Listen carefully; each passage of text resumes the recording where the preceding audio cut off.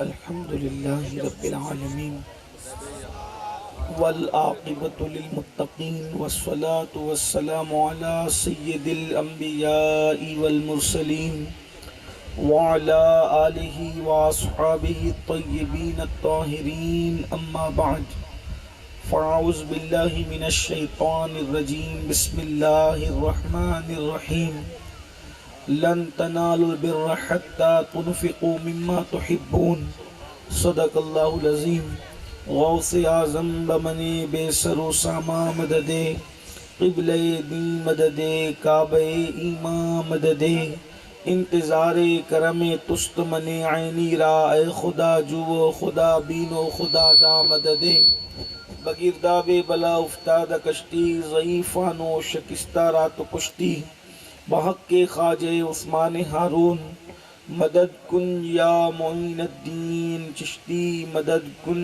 یا معین الدین چشتی مدد کن یا معین الدین چشتی۔ ممبر پر رونق افروز پیر طریقت سیدی سید احمد شاہ باپو مدظل له العلی، پیر طریقت سید عبداللہ میاں باپو، وہ جمیع عرش مقام سادات کرام علماء ذوی الاحترام حاضرین محفل پردہ نشین ماؤں اور بہنوں، السلام علیکم ورحمۃ اللہ وبرکاتہ۔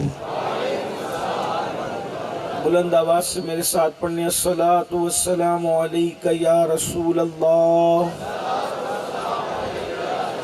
الصلاۃ والسلام علیک یا نبی اللہ، الصلاۃ والسلام علیک یا حبیب اللہ وعلی آلک واصحابک یا نور اللہ صلی اللہ تعالی علیہ وسلم۔ واہ کیا جود و کرم ہے شہ بطحہ تیرا، نہیں سنتا ہی نہیں مانگنے والا تیرا، دھارے چلتے ہیں عطا کے وہ ہے قطرہ تیرا، تارے کھلتے ہیں سخا کے وہ ہے ذرہ تیرا، میں تو مالک ہی کہوں گا کہ ہو مالک کے حبیب، یعنی محبوب و محب میں نہیں میرا تیرا۔ آج کی یہ محفل ایک مسجد کے افتتاح کے موقع پر انعقاد پذیر ہے، اور آپ تمامی حضرات اور ہم سب عظیم سادات کرام علماء کرام، یہ سب بڑی بڑی ہستیاں یہاں پر موجود ہیں اور سب شان والے لوگ ہیں۔ ممبر پر میرا دل چاہتا ہے کہ ایک ایک کا نام لوں، لیکن آدھے گھنٹے کا ٹائم ہمارے پاس صرف ہے اور ظہر کا وقت قریب ہے، اس لیے میں اپنی گفتگو کو اختصار کے ساتھ کرنا چاہتا ہوں اور ان سارے بزرگوں کی نظر و دو مصرے کر کے اپنی گفتگو کو آگے بڑھانا چاہتا ہوں۔ دو مصرے یہ ہے کہ یہ بزم میں ہے جام جم نہیں، یہاں کوئی کسی سے کم نہیں۔ ماشاءاللہ آپ نے خوب دیا، اللہ آپ سب کو برکتیں عطا فرمائیں۔ ہمارے برادر عزیز برادر طریقت جناب مولانا صادق صاحب قادری بہترین انداز میں جو ہے وہ آپ حضرات کو نیکی پر ابھار رہے تھے، اور آپ حضرات جو ہیں وہ ماشاءاللہ بڑھ چڑھ کر کے حصہ لے رہے تھے۔ میں نے موقع کی مناسبت سے آیہ کریمہ تلاوت کی ہے۔ اللہ پاک ارشاد فرماتا ہے لن تنالوا البر حتى تنفقوا مما تحبون، کہ تم ہرگز اس وقت تک نیکی کو نہیں پہنچ سکتے جب تک کہ اپنی من پسند چیز کو، اپنی محبوب چیز کو اللہ کی راہ میں خرچ نہ کرو۔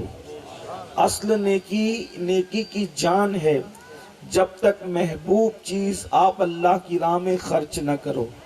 یاد رکھیے دنیا میں بے شمار اللہ کے بندے ہیں، بلکہ سب اللہ کے بندے ہیں۔ اللہ کے بندے ہونے سے کوئی خارج نہیں ہے۔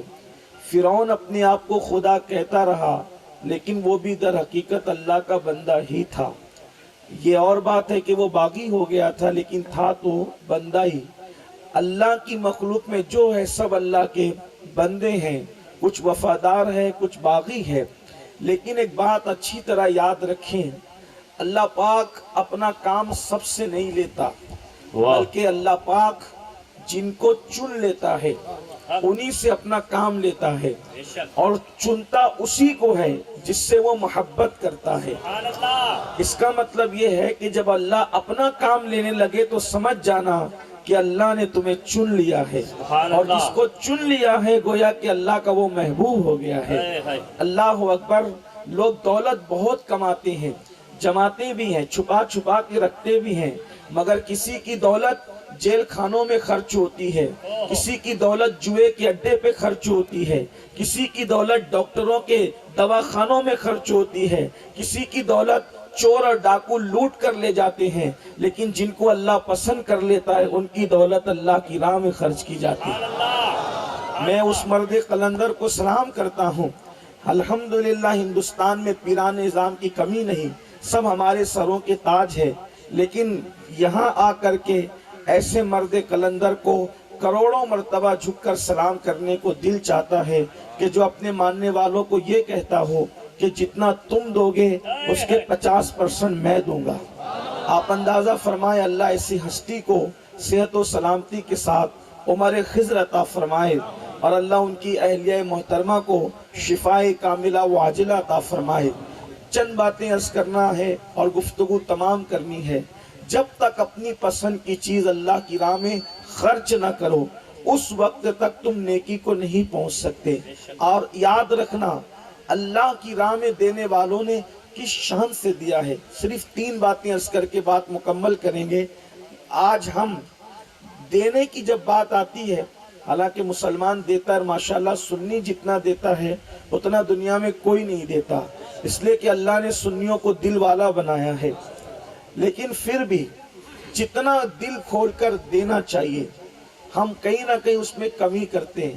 اللہ نے جس شان سے ہمیں دیا ہے اس انداز سے ہم اللہ کی راہ میں نہیں دیتے، بلکہ بیٹی کی شادی کرنا ہے تو بے حساب خرچ کریں گے، ایک ہال 5-5 لاکھ روپے میں لوگ بک کراتے ہیں، منگنی کرنا ہے تو لاکھوں اڑائیں گے، لیکن یاد رکھیے جب اللہ کی راہ میں دینے کی بات آتی ہے تو لوگ ٹٹول کر سوچ کر دیتے ہیں۔ آپ اندازہ کریں کہ اگر یہ وہ محفل ہوتی جہاں پوسٹر چھپتے اور جب اخبارات میں نام آتے تو لوگ یقیناً بڑھ چڑھ کر دیتے۔ مولانا اتنی محنت فرما رہے تھے تاکہ کسی طرح آپ اللہ کے اپنی ذات کے لیے نہیں، یہ اللہ کے گھر کے لیے طلب کر رہے تھے، لیکن اس کے باوجود بھی آپ نے اچھا دیا، لیکن بہرحال اس سے بہتر کی توقع تھی۔ میرے آقا صلی اللہ علیہ وآلہ وسلم کے دیوانوں، اپنی ذات کے لیے ہم بے دریغ خرچ کرتے ہیں، اللہ کے لیے گن گن کر ٹٹول کر، لیکن آئیے حضور علیہ السلام نے کیا تربیت فرمائی تھی اپنے اصحاب کی۔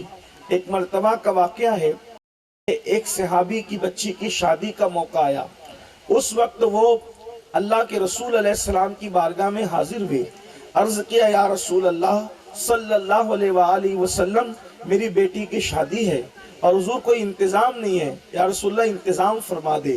میرے آقا علیہ السلام نے فرمایا جاؤ عثمان کے پاس جانا اور جا کر ان کو میرا نام کہنا اور تمہاری بیٹی کی شادی کا انتظام ہو جائے گا، جو ضرورت ان سے پیش کر دینا۔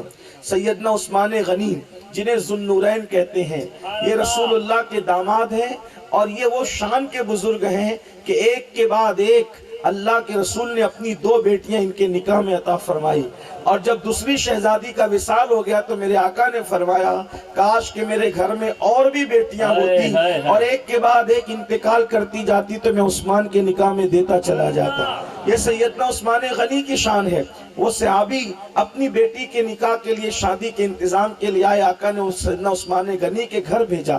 عثمان غنی کے گھر جیسے ہی آئے تو حضرت عثمان غنی بڑے نرم دل آدمی تھے، با حیا آدمی تھے، اور ایسے با حیا تھے کہ فرشتے بھی ان سے حیا فرماتے تھے، اللہ کے رسول بھی ان سے حیا فرماتے تھے۔ حضور علیہ السلام تو یوں بھی جانے حیا تھے، کانے حیا تھے، لیکن حضور علیہ السلام نے اپنی پنڈلیاں بھی کبھی ان کے سامنے نہیں کھولی، یہ کہہ کر کہ جس سے فرشتے بھی حیا حیا کرتے ہو میں اس سے کیوں نہ حیا کروں.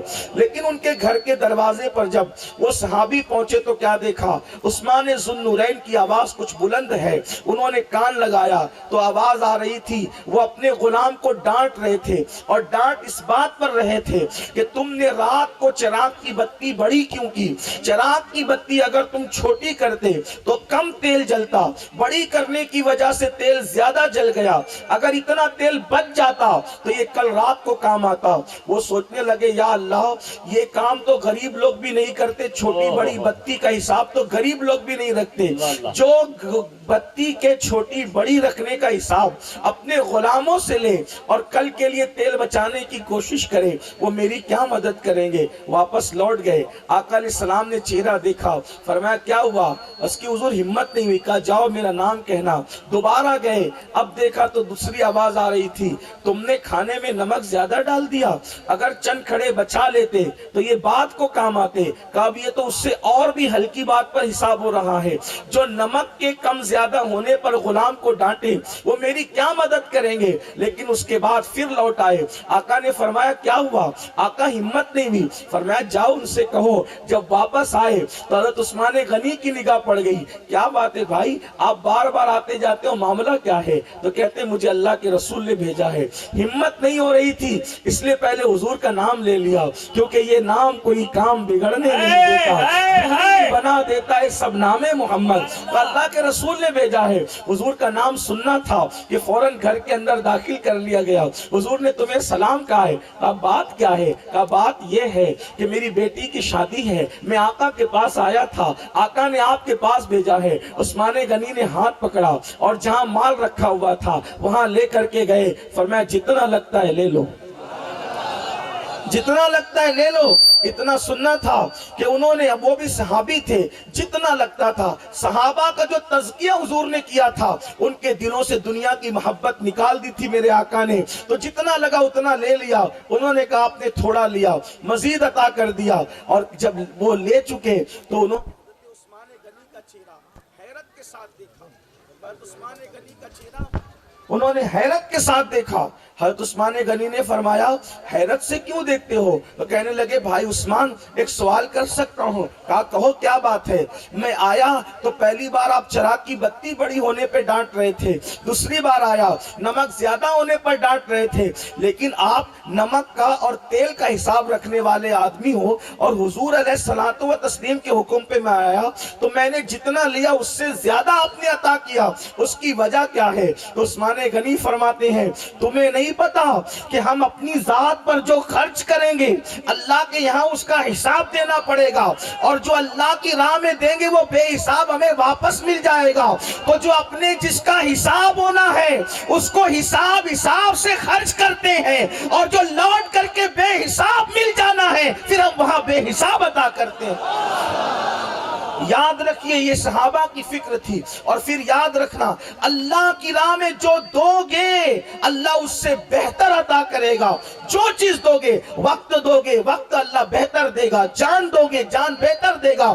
سب مر جاتے ہیں لیکن ہر مردہ کو قرآن نے زندہ نہیں کہا، مگر اللہ نے صرف ان کو زندہ کہا. وَلَا تَقُولُوا لِمَنْ يُقْتَلُ فِي سَبِيلِ اللَّهِ فِي سَبِيلِ اللَّهِ فِي سَبِيلِ اللَّهِ. اللہ فرماتے ہیں جو اللہ کی راہ میں مار دیے جائیں انہیں مردہ نہ کہو، بل احیاء ولکن لا تشعرون، وہ زندہ ہے اور تمہیں شعور نہیں ہے.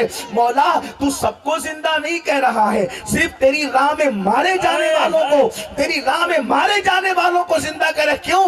اس لیے کہ اس نے اللہ کی راہ میں فانی جان دی، جان دی اس نے اللہ کی راہ میں فانی، تو اللہ نے اس کو باقی جان عطا فرما دی. ایسی جان دی کہ اب اس کو اس کی موت کے بارے میں کہا گیا کہ اس کو مردہ نہ کہو، اور ایک مقام پہ فرمایا اس کو مردہ گمان بھی نہ کرو. کیا سمجھتے ہو ایک دو گے تو کم سے کم 10 ملے گا، نیت اور اچھی ہے تو 70 ملے گا، نیت اور اچھی ہے تو 700 ملے گا، نیت اور اچھی ہے تو اللہ بے حساب عطا فرمائے گا. آپ نہیں جانتے اللہ نے ایک لوتا بیٹا ابراہیم علیہ السلام کو عطا کیا، خواب دکھایا میری راہ میں قربان کر. کہاں؟ میری راہ میں قربان کر. کیا ایک لوتا بیٹا بھی کوئی قربان کرتا ہے؟ لیکن اللہ یہ محبت کے تقاضے ہوتے ہیں، یہ محبت کے انداز ہوتے ہیں. ابراہیم علیہ علیہ السلام نے یہ نہیں دیکھا بیٹا خوبصورت ہے، اکلوتا ہے، داڑھی اور سر کے بال سفید ہونے کے بعد ملا ہے، لیکن ابراہیم علیہ السلام نے گردن پہ چھری رکھ دی۔ خیال آتا ہوگا اتنا خوبصورت بیٹا دے رہے ہو، ابراہیم علیہ السلام نے سوچا ہوگا اللہ کی راہ میں جو دو اس سے بہتر اللہ عطا کرتا ہے۔ آپ سوچ سکتے ہیں اسماعیل علیہ السلام سے بہتر کون ہو سکتا ہے، اسماعیل علیہ السلام سے بہتر کون ہو سکتا ہے، لیکن ابراہیم علیہ السلام بتا رہے ہیں اسماعیل کی گردن پہ چھری رکھی، اب اس سے بہتر کوئی ملنا چاہیے، تو بہتر کون ملا؟ اسماعیل علیہ السلام کی گردن پہ چھری رکھی تو قدرت کے نقیب نے کہا تو اسماعیل جیسا دے رہا ہے ہم محمد جیسا تجھے عطا کر دیں۔ نعرہ تکبیر، نعرہ رسالت، تاجدار ختم نبوت، سرکار کی آمد۔ اسماعیل ہے لیکن محمد الرسول اللہ، محمد الرسول اللہ ہے جن کے بارے میں آقا فرماتے ہیں سب سے اولا وہ، جس کے بارے میں امام اہل سنت فرماتے ہیں سب سے اولا وہ اعلیٰ ہمارا نبی، سب سے بالا وہ اعلیٰ ہمارا نبی، اپنے مولا کا پیارا ہمارا نبی، دونوں عالم کا دولہ ہمارا نبی۔ اور اسماعیل اچھے تھے مگر سارے اچھوں میں اچھا سمجھیے جسے ہے اس اچھے سے اچھا ہمارا نبی۔ اسماعیل اونچے تھے مگر سارے اونچوں میں اونچا سمجھیے جسے ہے اس اونچے سے اونچا ہمارا نبی۔ اور کون دیتا ہے دینے کو منہ چاہیے، دینے والا ہے سچا ہمارا نبی۔ اللہ نے اسماعیل علیہ السلام دینے کے بدلے میں انہیں محمد الرسول اللہ عطا فرمایا۔ اسی لیے جب آقا پہ درود پڑھا جاتا ہے تو بالالتزام کسی نبی کا نام نہیں لیا جاتا، جب آقا پہ درود پڑھا جاتا ہے تو ابراہیم علیہ السلام کا نام لیا جاتا ہے۔ کیوں؟ اس لیے کہ انہوں نے اسماعیل جیسا دیا، اور پھر دیا بھی نہیں بلکہ وہاں تو امتحان محبت تھا، چھری رکھ دی۔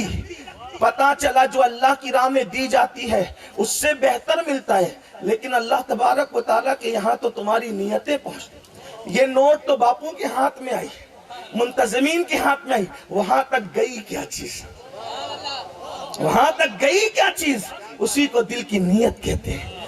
اللہ کے یہاں کمیت نہیں دیکھی جاتی، کیفیت دیکھی جاتی۔ اللہ کے یہاں کوانٹیٹی نہیں دیکھی جاتی، کوالٹی دیکھی جاتی ہے۔ اور آخری بات اس حوالے سے عرض کر دوں، توجہ فرمائیں کہ اللہ کی راہ میں جو دو گے اس سے بہتر عطا کرے، اور جتنا دو گے اس سے زیادہ عطا کرے گا۔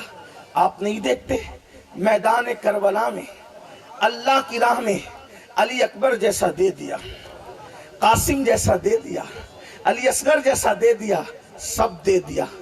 دیکھا سارے تندرست دیے اللہ کی راہ میں اور بیمار رکھا اپنے لیے۔ اور ہمارا کیا حال ہے؟ جو کہیں نہیں چلتا اس کو اللہ کے یہاں چلاتے ہیں۔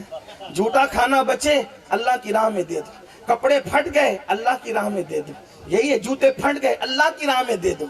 یاد رکھیے اس کا مطلب کیا ہے؟ ایک بزرگ نے اپنے مرید سے کہا، مرید ہونے کے لیے ایک شخص آئے، مرید نے کہا حضرت کچھ نصیحت فرمائے، کہ اپنے آپ کو اللہ سے بڑا نہیں سمجھنا، اللہ پہ فوقیت مت دینا اپنے آپ کو۔ اس نے کہا یہ کیسی پیر ہے؟ کوئی پاگل ہوا جو اپنے آپ کو اللہ پہ فوقیت دے گا، اللہ سے بڑا سمجھے گا؟ یاد رکھنا زبان سے نہ کہنا اپنی جگہ ہے، لیکن کبھی کبھی لاشعوری طور پر آدمی عمل کرتا ہے، لاشعوری طور پہ کہہ رہا ہوں، اپنے آپ کو کہیں نہ کہیں فوقیت دیتا ہے لاشعوری طور پر، معاذ اللہ کہیں نہ کہیں اپنی بڑائی کی بات کرتا ہے لاشعوری طور پر۔ بات کیا ہے؟ اس نے کہا یہ کیا بات ہوئی، لیکن کچھ کہہ نہ سکا چونکہ پیر صاحب کا معاملہ تھا، سچے پیر تھے۔ اس نے کہا حضرت بات سمجھ میں نہیں، کہا تم سمجھ جاؤ گے۔ پھر تھوڑی دیر کے بعد حضرت تو حجرے میں چلے گئے، حجرے میں جانے کے بعد خادم سے کہا دسترخوان لگا دو۔ کھانے کا وقت آیا، دسترخوان لگا، ایک سے ایک ڈش رکھی گئی۔ اس کے بعد سائل کو دروازے پہ بھیجا گیا، اللہ کے لیے کوئی کچھ دے سکتا ہے؟ تو اس نے ساری ڈشوں پہ نظر ڈالی، جو خود کو پسند نہ آئی وہی اٹھا کر کے دے دیا۔ تب حضرت نے فرمایا میں نے نہ کہا تھا، میں نے نہ کہا تھا کہ اپنے آپ کو اللہ پہ فوقیت نہ دینا؟ تو کہا حضرت بات سمجھا نہیں۔ فرمایا اتنی ساری ڈشیں رکھی ہے، جو اچھی تھی وہ اپنے لیے رکھا اور جو پسند نہ آئی وہ اللہ کی راہ میں دیا۔ بھئی دے کس کو راہ، یہ نہ دے کس کی راہ میں دے رہا یہ دے۔ بہت اچھا۔ آپ سے پوچھتا ہوں اگر مولانا صادق صاحب کی جگہ ہمارا بیٹا کہتا کہ میں نے آئی فون لینا ہے 14، تو کیا ہم یہی کرتے جو ہم نے کیا ہے؟ ہمارا بیٹا کہتا میں نے پلسر لینا ہے، تو ہم وہی کرتے جو ہم نے کیا ہے؟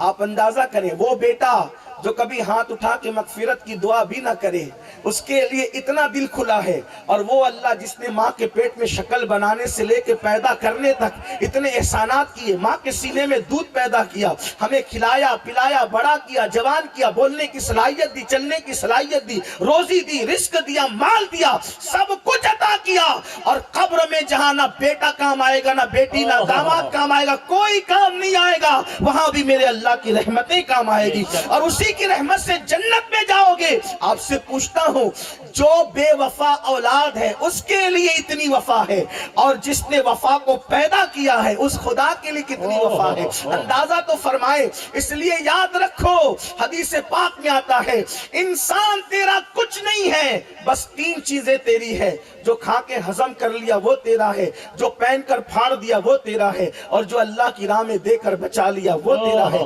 باقی سب کرتے رہیں گے۔ آج کل تو بیٹا بیٹی، میں یہ نہیں کہتا بچوں کے لیے نہ رکھو، ہم بھی رکھتے ہیں، آپ بھی رکھتے ہیں، رکھیے، منع نہیں کرتا، لیکن اتنا ضرور کہتا ہوں کہ جو اولاد جیتے جی ساتھ چھوڑ دے، انہوں نے مرنے کے بعد کب کام آنا ہے؟ سب برسوں گنتی ہو جاتے ہیں، کوئی نہیں آتا قبر پہ فاتحہ پڑھنے کے لیے۔ کسی نے کہا تھا، جانے والے جاتے جاتے کچھ کر لے اپنے واسطے، ورنہ ایک دن تو بھی ترسے گا فاتحہ کے واسطے۔ یاد رکھیے، اپنے ہاتھوں سے کر لیجئے۔ تو میں عرض یہ کر رہا تھا کہ امام علی مقام نے سب دیا، سارے بچے دے دیے، گھر لٹا دیا، خیمے جلوا دیے، اپنی جان بھی دے دی۔ اللہ نے کیا دیا؟ اللہ کی راہ میں جو دو گے، وقت دو گے بہتر وقت، مال دو گے بہتر مال، جان دو گے بہتر جان، اولاد دی تو؟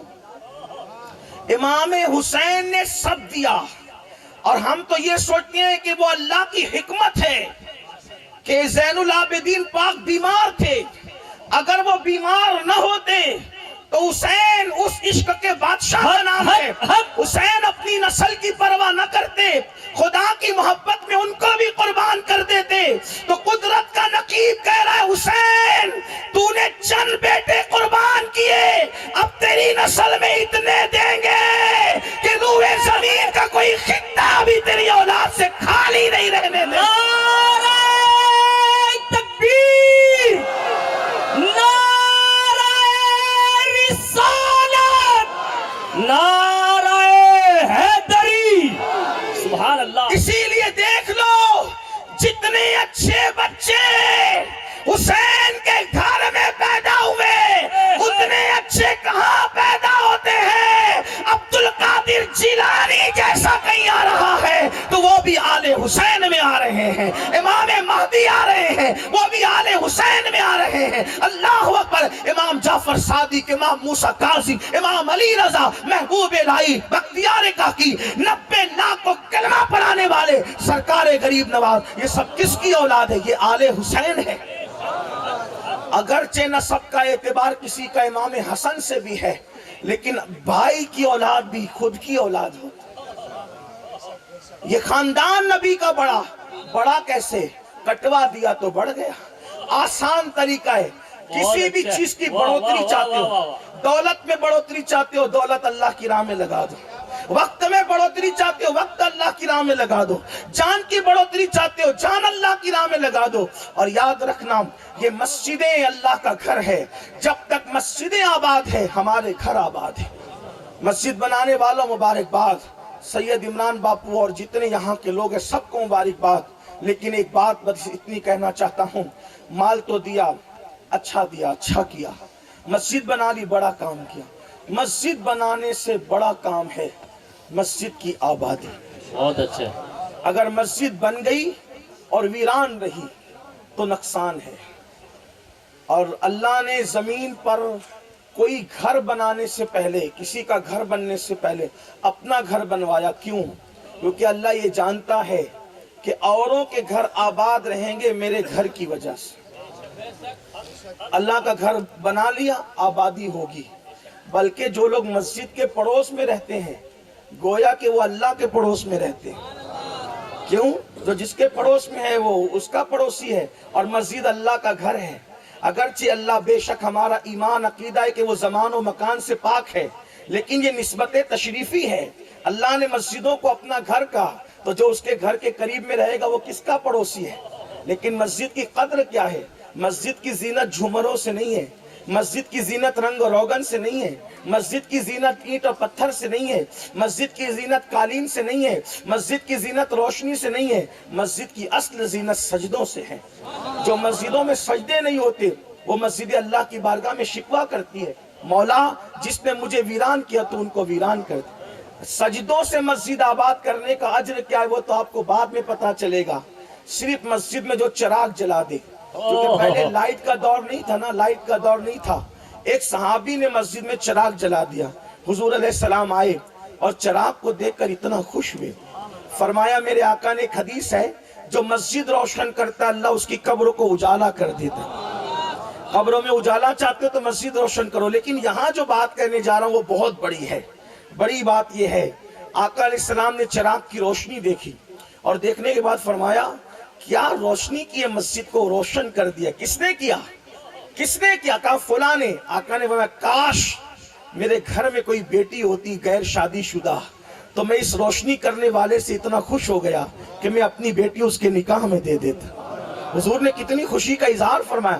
جو مسجد میں چراغ جلا کر مسجد کو روشن کرے، حضور اس سے اتنی خوشی کا اظہار کریں جو مسجد کو سجدوں سے آباد کرے گا. حضور اس سے کتنا خوش ہوں گے. کتنا خوش ہوتے ہیں بتاؤں. آئیے ایک حدیث کا اشارت النص کا حوالہ لے کر، حضور علیہ السلام مرض وصال میں، توجہ کرنا، مرض وصال میں کئی دن سے گھر سے باہر نہیں نکلے. اللہ کے رسول نے فرمایا میرے مصلی پہ ابو بکر کو کھڑا کر دو. افضل البشر بعد الانبیاء بالتحقیق سیدنا ابو بکر صدیق کو مصلی پہ کھڑا کیا. یہ بھی ایک بات میں اپنی قوم سے کہوں، اگر کوئی چیز دادا باپو کر دے ہے نا، اعتماد ہے، غلط نہیں کریں گے. بہت صحیح ہے نا. دادا باپو نے کہہ دیا امین القادری کی تقریر ہوگی، کوئی ایرا گیرا کر کے کہنے اس کی نہیں ہوگی فلاں کی ہوگی، تو آپ اس سے لڑیں گے، کہیں گے کہ ہمارے پیر نے جو فیصلہ کیا ہے تو کون ہوتا ہے وہاں سے اس کو ہٹانے والا. یہی ہے نا، ہے نا، یہی بات ہے. حالانکہ غیر نبی معصوم نہیں ہے، لیکن چونکہ مسند خطابت پر بیٹھانے کا فیصلہ پیر نے کیا ہے، جو بدلے گا وہ پیر کا وفادار نہیں بلکہ وہ غدار ہوگا، پیر کا فرما بردار نہیں بلکہ نافرمان ہوگا. اب آپ سے پوچھتا ہوں، اگر پیر کسی کو کہیں کھڑا کرنے یا بٹھانے کا فیصلہ کر دے تو اس کا فیصلہ کوئی بدل نہیں سکتا. تو جس کو رسول اللہ نے اپنے مصلی پر کھڑا کر کے آگے کر دیا، اب اس کو کون پیچھے کرنے کی ہمت کرتا ہے؟ پیر کو جس نے آگے کیا، پیر نے جس کو آگے کیا اس کو پیچھے کرنے والا پیر کا غدار ہے. اور جس کو رسول اللہ نے آگے کیا اب اس کو کوئی اگر پیچھے کرنا چاہ رہا ہے تو وہ رسول اللہ کا غدار ہے. اور نبی کے غدار کو نہ یہاں عزت مل سکتی ہے نہ وہاں عزت مل سکتی ہے. صدیق اکبر کو رسول اللہ نے آگے فرمایا ہے اور پھر مصلی پر کھڑا کیا اپنے، اور وہ بھی اتفاقی طور پہ نہیں کھڑا کیا، حضور کا فیصلہ تھا. حضور کو تو مشورہ دیا اس نے جو سب سے زیادہ محبوب تھی ازواج میں، وہ نہیں کر سکیں گے، یہ کام کسی اور کا انتخاب کریں. ایسا نہیں کہ یہ اتفاقی فیصلہ تھا. حضور نے غصے کا اظہار فرمایا تم یوسف علیہ السلام کی دور کی عورتوں کی طرح ہو، یہ فرمایا. اور حضور نے جو فرمایا وہ حضور کا حق تھا. میں اپنی ماں کے لیے وہ جملہ نہیں نقل کرتا، اگرچہ حدیث میں آیا ہے، لیکن اتنا ضرور فرمایا تم یوسف علیہ السلام کے دور کی عورتوں کی طرح ہو. میرے مصلی پر ابو بکر ہی کھڑے رہیں گے. بلکہ ایک مقام پر حضرت صدیق اکبر آنے میں لیٹ ہو گئے تو لوگوں نے فاروق اعظم کو آگے کی. ان کی آواز کچھ تیز تھی. انہوں نے، سنت یہ ہے کہ جب امام کھڑا ہو تو کہے صفے درست کرو، استو، سیدھے کھڑے ہو جاؤ، استقیمو، سیدھے کھڑے ہو جاؤ.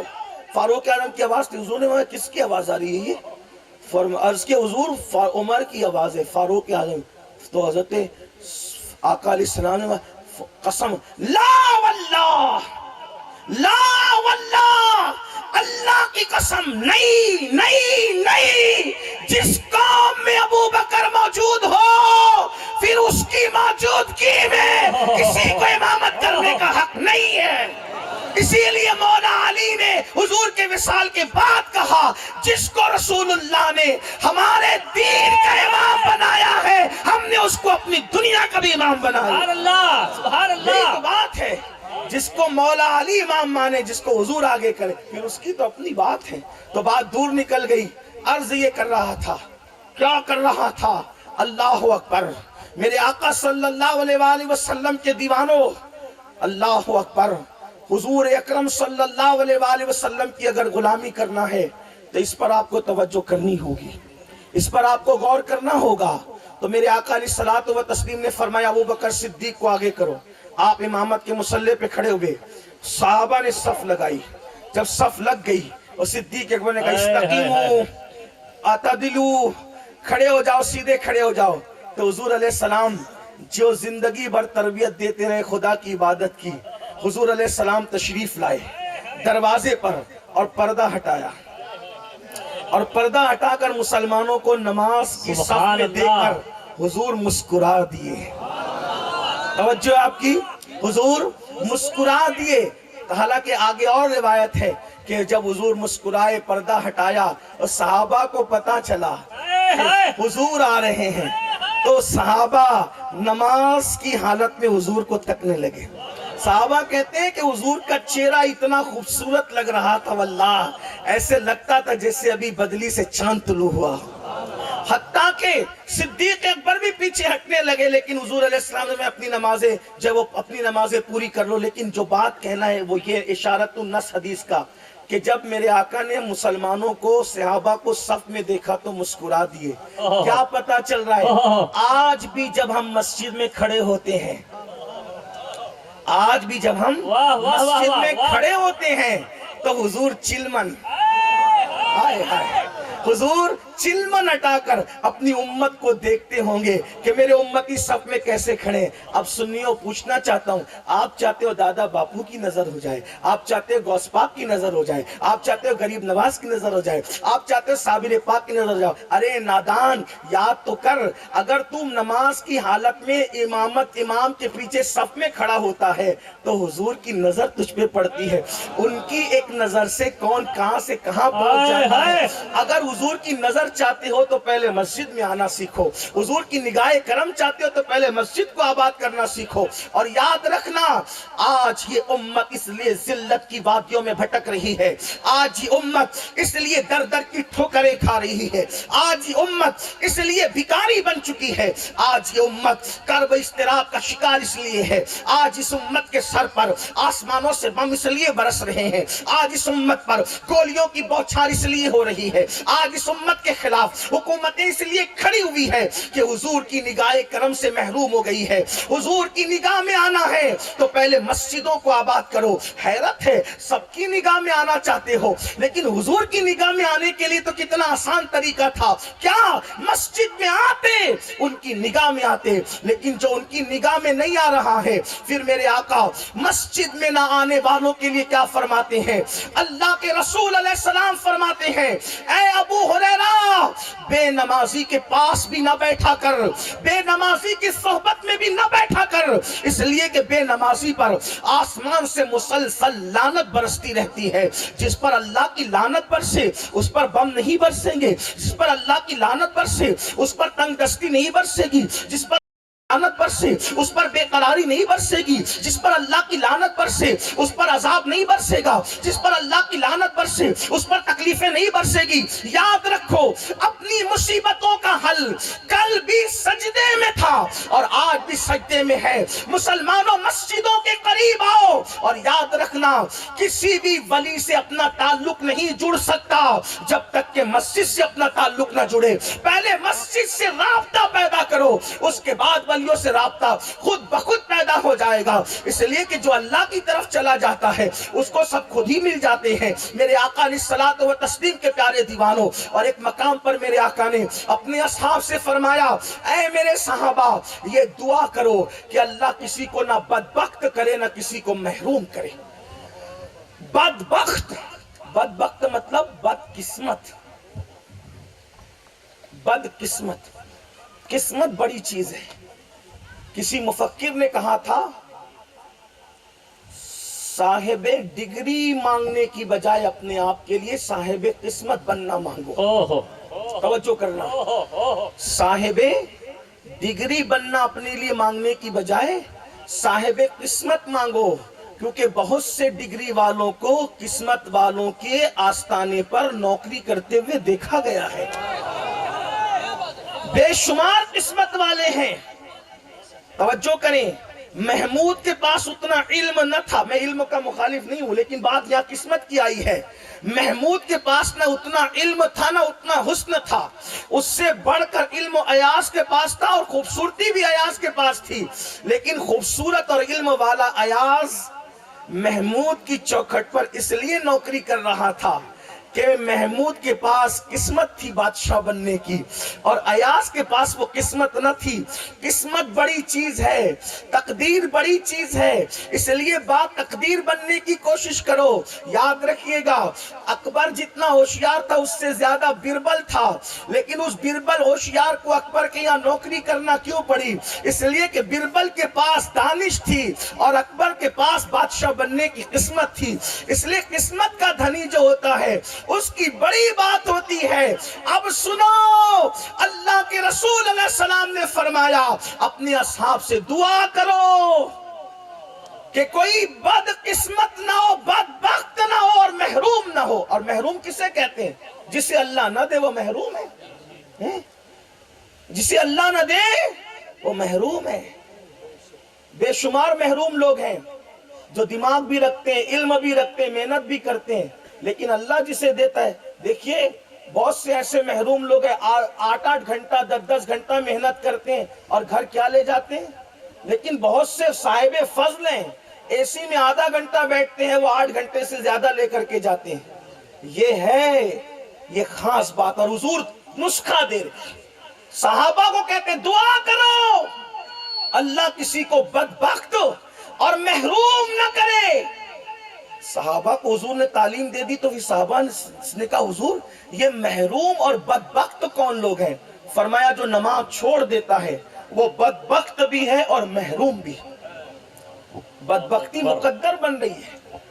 आप कहेंगे हमेशा बख्त का ताल्लुक किससे रहे? तवज्जो करना, जब भी बख्त की बात आती है तो लोग पेशानी की तरफ इशारा करते हैं, है ना? क्या कहते हैं? यार तकदीर बड़ी अच्छी। अभी मैंने भी लाशऊरी तौर पे जब जब किस्मत की बात की पेशानी की तरफ इशारा किया। यही है ना वजह? तकदीरें गोया के पेशानी पर लिख दी जाती है और पेशानी झुकती कहाँ है? हालत सजदा में। और पता चला जो सजदा करता है और जितना करता है अल्लाह तबारक व तआला उसकी उतनी किस्मत संवार देता है। एक आखिरी बात बड़ी खूबसूरत जहन में आ गई। सूफिया कहते हैं, माँ के पेट में बच्चा 9 महीने तक रहता है और हर 40 दिन पर उसकी शक्ल बदलती रहती है। कुरान ने भी कहा, पहले वो कतरा होता है नुत्फे का, ठीक, फिर वो लोथड़ा बनता है, फिर वो मुदगा बनता है। कुरान ने ये मराहिल बयान किए।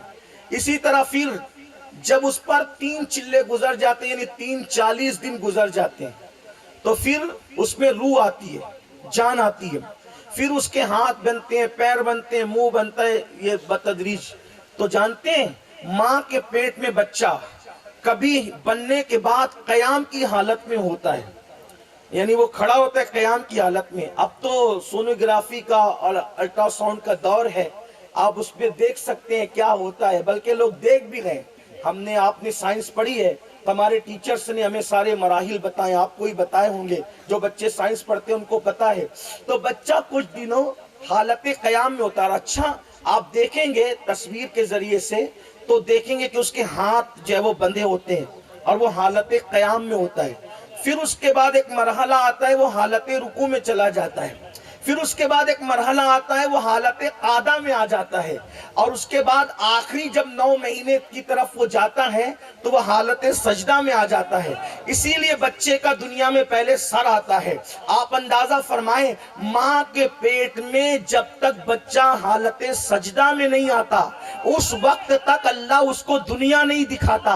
कितना नादान इंसान, जिस सजदे की बरकत से अल्लाह ने तुझे दुनिया दिखाई, उस दुनिया में आकर के तू सजदा ही भूल गया। इतनी खूबसूरत दुनिया मिली कैसे? इतने छोटे से माँ के पेट से अल्लाह ने तुझे सजदे की बरकत से निजात दी। तवज्जो करना, इतने छोटे से माँ के पेट की कैद से अल्लाह ने तुझे सजदे की बरकत से निजात दी।